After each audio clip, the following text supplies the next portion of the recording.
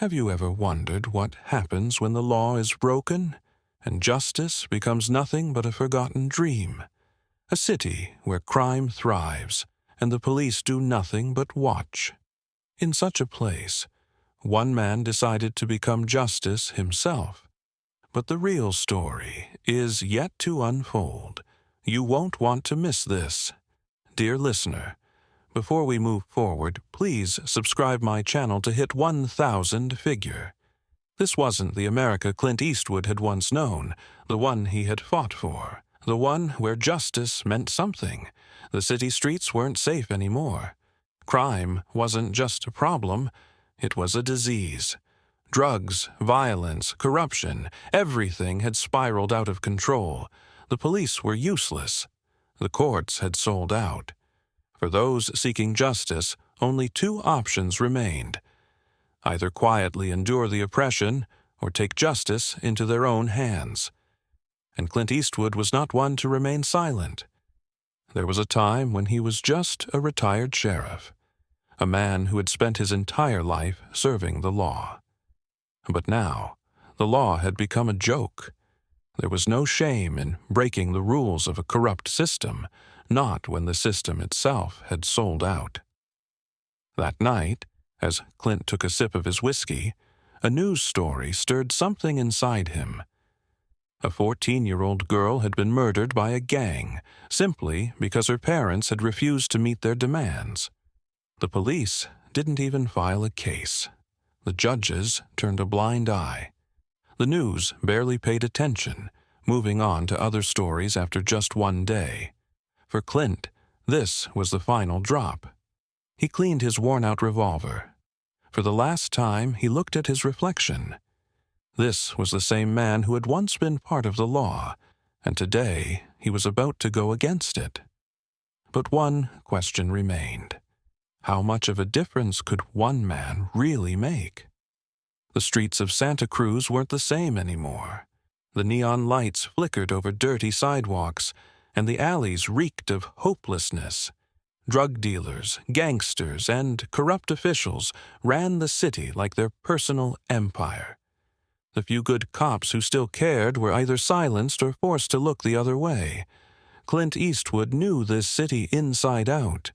He had once walked these same streets as a lawman, a sheriff who believed in justice, order, and the power of the badge. But now, the badge was meaningless. The real power was held by the men who didn't follow rules. But tonight, Clint wasn't following the rules either. He stepped out of his old truck, his boots crunching against the gravel. The cold night air carried the distant sound of sirens, but he wasn't here to wait for the cops. He was here for justice, the kind that didn't need a courtroom. His first stop? The Devil's Nest. A seedy, dimly lit bar where criminals gathered like vultures. The gang that killed that little girl was inside, drinking, laughing, acting like they owned the world. They didn't expect trouble, because trouble never came looking for them.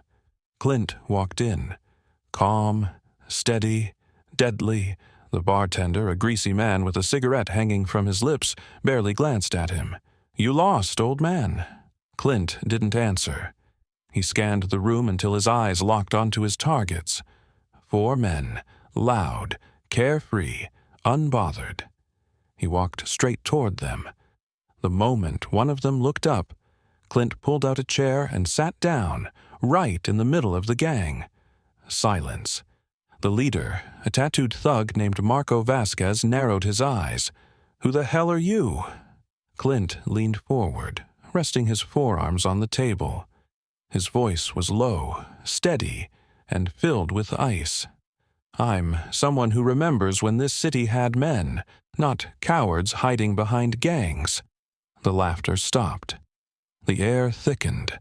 The other 3 thugs reached for their guns. Clint didn't give them a chance. Bang! In the blink of an eye, his revolver was out, and a bullet ripped through the hand of the first guy reaching for his weapon. Screams filled the bar. People ducked. The bartender hit the ground. Marco barely had time to react before Clint turned the gun on him. "The girl, 14 years old. You and your boys killed her." Clint's voice never wavered. "You think nobody cares? You're wrong." Marco smirked through the pain, gripping the table as he bled. "You're too late, old man. This city belongs to us." Clint's grip on the revolver tightened. Not anymore. Tonight, justice had returned to Santa Cruz. The shot had shattered the silence of the Devil's Nest, and within seconds, the bar turned into chaos. Marco Vasquez's men scrambled, knocking over chairs and reaching for their guns. But Clint Eastwood didn't move. He didn't flinch. His revolver stayed trained on Marco, his steady hands proving that this wasn't his first time in a standoff. "You should have walked away, old man," Marco hissed through gritted teeth, his wounded hand dripping blood onto the table. "Now, you won't leave this place alive." Clint gave him a small smirk. "That so?" The second thug lunged first. Big mistake. Before he could pull his weapon, Clint's gun roared again. A bullet slammed into the thug's knee, sending him crashing to the ground with a scream. The third man managed to get his gun out, but Clint was faster. One clean shot. The gun flew from the thug's hand, clattering to the floor. The fourth guy. He decided tonight wasn't worth dying for. He ran. Now, it was just Clint and Marco. Marco, clutching his injured hand, leaned forward with a sneer. "You think you're some hero, huh? One old man against my entire crew? You don't stand a chance." Clint's eyes remained cold. "That's the difference between you and me. You've got an army. I don't need one." With that, Clint grabbed Marco by the collar and yanked him forward, slamming his head against the wooden table. The gang leader groaned in pain, his arrogance now replaced by fear. But Clint wasn't done yet. He leaned in close, his voice a dangerous whisper. "You're gonna tell me who gave the order to kill that girl, and if you lie, I'll know." Marco spat blood onto the floor. "Go to hell." Clint chuckled darkly. "Been there. Didn't like the service." Outside, the distant sound of screeching tires filled the air. Backup was coming. More gang members. More trouble. Clint knew this wasn't over. Tonight was just the beginning. He grabbed Marco by the back of his shirt and dragged him toward the door. If the gang wanted their leader back, they'd have to go through him. Justice had been gone from this city for too long. Tonight, it returned with a vengeance. The cold night air hit Clint Eastwood's face as he stepped out of the Devil's Nest, dragging Marco Vasquez by the collar. The city was awake now, its streets filled with the distant howling of sirens, the hum of flickering streetlights, and the distant echo of crime that never truly slept. But tonight, something was different. Justice, long forgotten in Santa Cruz, had been awakened. And it wasn't coming from a courtroom or a police station. It was coming from a tired old gunslinger who had seen too much, lost too much, and decided he wasn't going to watch his city rot anymore. Clint shoved Marco against a rusted-out pickup truck, pressing his revolver against the gang leader's temple. No words. Just a cold, unshaken stare. Marco, still bleeding from his gunshot wound, gasped for breath, the fear finally breaking through his cocky exterior. Then, the sound Clint had been expecting. Screeching tires, headlights, cutting through the darkness. Marco's men had arrived. 2 black SUVs skidded to a halt, their doors flying open as 6 armed gangsters jumped out, guns glinting under the dim yellow glow of a streetlight. "Let him go," one of them shouted, aiming a semi-automatic straight at Clint. "Or we paint the street with your blood, old man." Clint exhaled slowly. "You kids really think I came here without a plan?" He tapped the butt of his revolver on the metal hood of the truck twice, a signal. From the rooftops, 3 suppressed gunshots cracked through the night. 2 gangsters collapsed instantly, taken down before they even knew what hit them.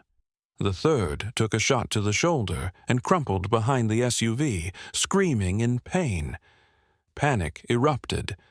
The remaining gangsters scrambled, firing blindly toward the rooftops, but they had no target. Clint? He didn't move, didn't flinch. He had backup.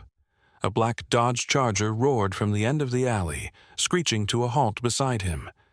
The window rolled down, revealing a grizzled man with a scoped rifle resting on his lap.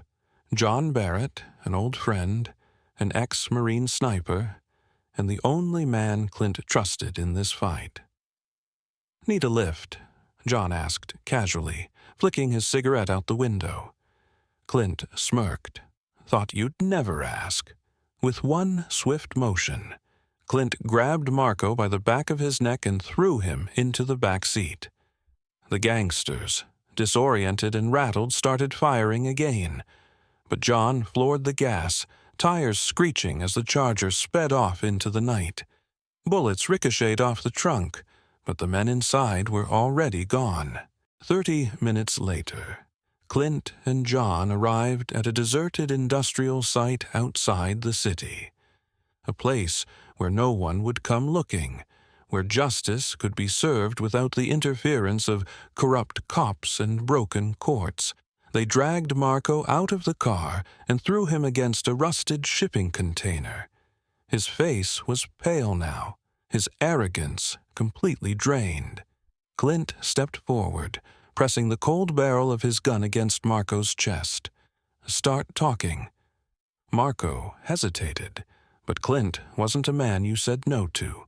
All right, Marco coughed. "It wasn't my call. The order came from—" Bang! A sniper shot echoed through the empty lot. Marco's eyes widened in shock as a bullet tore through his skull.